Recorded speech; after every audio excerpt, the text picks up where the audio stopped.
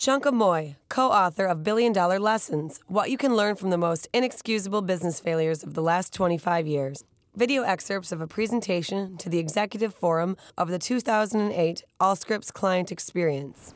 Now let me ask you another question. How many of you had one of these?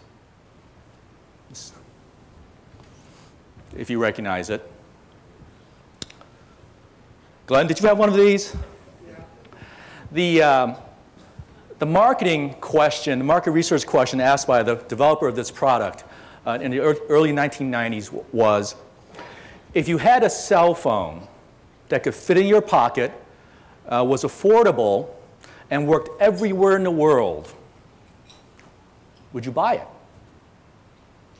And the question coming back was overwhelmingly yes, they would buy it. This is an Iridium, the first Iridium phone.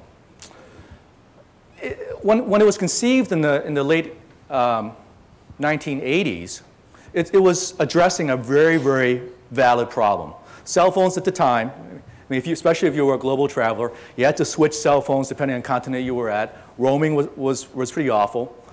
So if you wanted a single solution, you know, Motorola and then Iridium came up with this novel idea, well, why don't we launch a bunch of satellites? We have one phone that worked across all of them.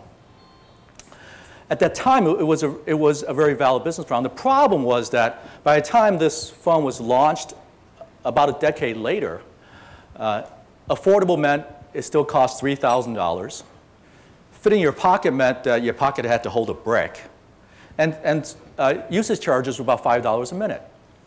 In that decade it took for them to launch those satellites and develop this phone, cellular companies have basically solved their integration problems. You could travel from wherever to wherever with, you know, slight changes perhaps, but fairly good roaming. And the phones were essentially free, and the minutes were very low, right? So what happened? What happened was that there was this very brilliant technology that, in essence, was fundamentally flawed because the time it took them to deliver this product, the business problem and the market context had completely changed. Right? In both cases, what we have is novel, you might even call brilliant uses of technology. One which was a tremendous success, and the other one was a dismal failure. Motorola and its partners invested about $5 billion in Iridium.